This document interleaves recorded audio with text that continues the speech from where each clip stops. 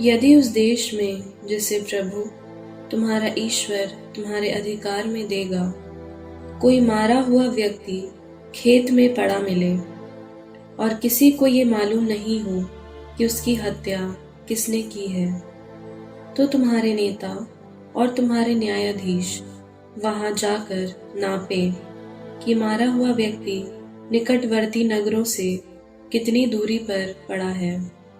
उस नगर के नेता जो मारे हुए व्यक्ति के सबसे निकट है, एक कलोर जिससे अब तक काम नहीं लिया गया हो और जो अब तक जोती नहीं गई हो, एक ऐसी घाटी में ले जाएंगे जो कभी न जोती और न बोई गई हो और जहां एक सदा बहने वाली जलधारा हो।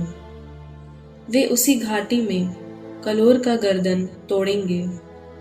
इसके बाद लेवी कुल के याजक आगे बढ़ेंगे, क्योंकि प्रभु तुम्हारे ईश्वर ने उन्हें इसलिए चुना है कि वे उसकी सेवा करें, प्रभु के नाम पर आशीर्वाद दें और हर झगड़े तथा मारपीट का निपटारा किया करें।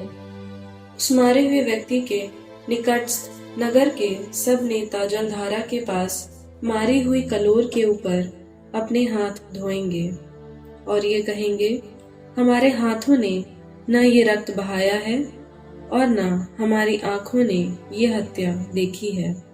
प्रभु, तूने इज़राइल का उद्धार किया है, तो इस हत्या का दोष अपनी प्रजा इज़राइल पर नहीं लगा। निर्दोष व्यक्ति का रक्त अपनी प्रजा पर नहीं पड़ने दे।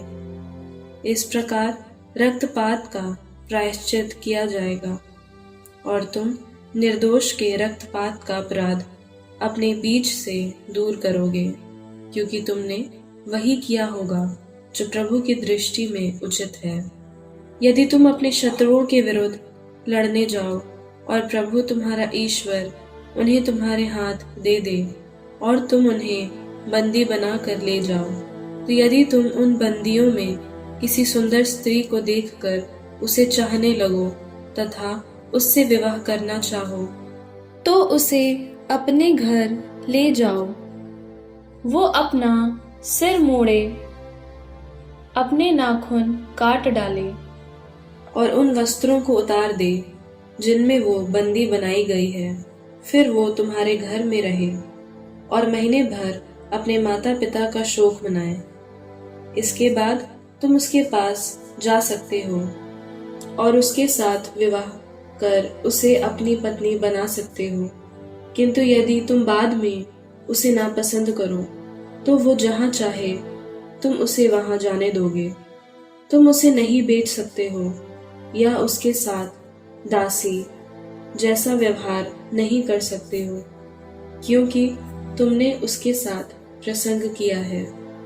यदि किसी पुरुष की दो पत्नियां हैं, एक वो जिसे वो प्यार करता है और दूसरी वो जिसे वो प्यार नहीं करता, और यदि उसकी प्रिय तथा अप्रिय दोनों पत्नियों से पुत्र उत्पन्न हो, किंतु पहला पुत्र अप्रिय पत्नी से उत्पन्न हो, तो वो अपने पुत्रों में अपनी संपत्ति बांटते समय अप्रिय पत्नी से उत्पन्न वास्तविक पहलौठे का अधिकार अपनी प्रिय पत्नी से उत्पन्न पुत्र को नहीं दे सकता है।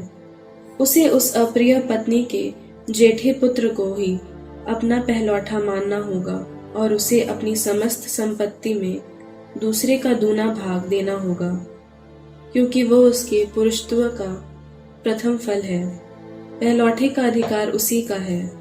यदि किसी का पुत्र हठी और उदंड हो, जो न अपने पिता और न अपनी माता की बात सुनता हो और न उनके समझाने पर उनकी मानता हो, तो उसके माता पिता उसे नगर के नेताओं के पास अपने नगर के फाटक पर ले जाकर अपने नगर के नेताओं से कहें, हमारा ये पुत्र हठी और उदंड है, ये हमारी बात नहीं सुनता, ये चरित्रहीन और पियक्कड़ हो गया है।